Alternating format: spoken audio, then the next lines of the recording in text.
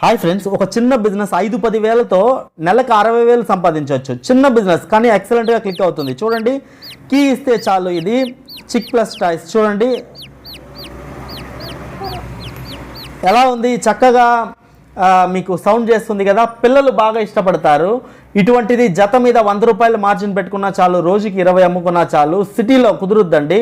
సిటీలో మంచి మార్కెట్ ఏరియాలో ఒక చిన్న టేబుల్ వేసుకొని పెట్టుకున్నా చాలు. రంగురంగులు అంటే అన్ని కలర్స్లో ఉండాలి.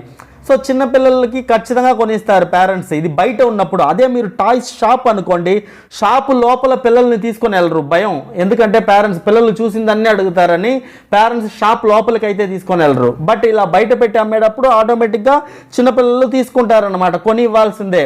కనుక జత మీద 100 రూపాయలు వేసుకున్నా, రోజుకి 20 మంది కొన్నా 2,000, నెలకి 60,000. ఇది పాడైపోయే వస్తువు కూడా కాదు. 10,000 రూపాయల మార్జిన్ అంటే 10,000 రూపాయలు మీ దగ్గర పెట్టుబడి ఉంటే చాలు, చక్కగా తీసుకొని వచ్చేయచ్చు. ఇవన్నీ హైదరాబాద్లోనే దొరుకుతుంది. మీరు ట్రైన్లో వెళ్ళి వచ్చేయచ్చు అనమాట. అంటే ట్రైన్ అంటే టికెట్ తక్కువ ఉంటుందండి. మీ దగ్గర అమౌంట్ లేని వాళ్ళ కోసం ఈ ఐడియా చెప్తున్నా. అమౌంట్ ఉన్నా ఇది బెస్ట్ ఐడియానే.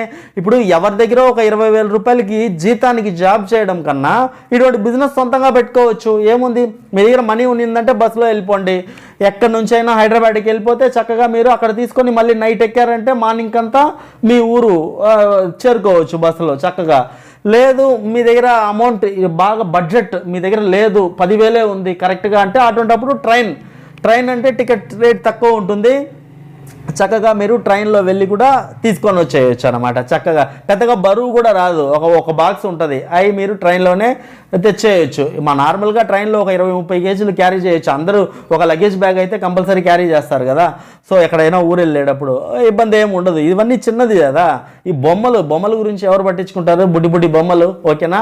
సో మీకు మంచి బిజినెస్ ఇవన్నీ. కానీ మీకు చాలామందికి ఇటువంటి బిజినెస్లో ఆనదు కంటికి. ఎవరో ఒకరు మోసం చేయడానికి ఏదో ఒకటి చెప్తారు. అటువంటి బిజినెస్లో మీరు డబ్బులు మీ దగ్గర ఉన్నది పెట్టేస్తారు. తర్వాత 1 రూపాయి కూడా తిరిగి రాదు. అవి కొన్న వస్తువులు ఏం చేయాలో అర్థం కాదు. అలా కాదు, నేను చెప్పేదాన్ని వినడానికి వింతగా ఉన్నా పాసిబుల్ అంటే వేరే. నేను నా కళ్ళతో ఏం చూస్తున్నానో, నేను సిటీలో చూస్తుంటా. సిటీలో తిరుగుతున్నప్పుడు ఈ లైటింగ్ బొమ్మలు, పైకి ఎగరేసే బొమ్మలు, ఇవన్నీ ఒక చిన్న బ్యాగ్లో పెట్టుకొని అమ్ముతుంటారు. ఒక్కరోజు జస్ట్ ఈవినింగ్ పూటే అమ్ముతారు. జస్ట్ అక్కడ నిలబడి చూడండి, మీకు అక్కడ ఓపిక ఉండదు. అతిపెద్ద సమస్య ఏంటంటే జనాలకి ఒక 5 అవర్స్ 6 అవర్స్ కేటాయిద్దాము, ఒక చోట నిలబడి చూద్దాము, కూర్చొని చూద్దాం అనేది ఉండదన్నమాట.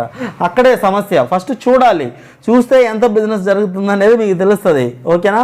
మెల్లగా అంటే మనకి ఎంత పెట్టుబడి ఎంత ప్రాఫిట్ అండి. 100 రూపాయల బొమ్మలు అంటే 20 రూపాయలు పెట్టుబడి అంటే 80 రూపాయలు వస్తుంది. 20 మంది కొంటే చాలు అతనికి. 20 × 80 1600, నెలకి ఒక 48,000 వస్తుంది. 20 మంది అంటే అక్కడ జనాలు కనిపించరు, కొన్నట్టే కనిపించరు.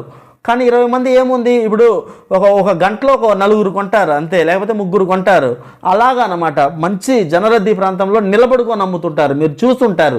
మీరు పెద్ద సిటీకి వెళ్తే ఖచ్చితంగా మార్కెట్ ఏరియాల్లో నైట్ పూట సాయంత్రం పూట చూస్తుంటారు అనమాట. సో ఎక్కువ బొమ్మలు పెట్టుకుని అమ్ముకునే వాళ్ళకన్నా ఇలా అమ్ముకునే వాళ్ళకి ఎక్కువ ప్రాఫిట్ ఉంటుంది. సో మీరు కూడా గ్రౌండ్ రీసెర్చ్ చేయండి. మీకు నిజం అనిపిస్తేనే ఈ బిజినెస్లో దిగండి.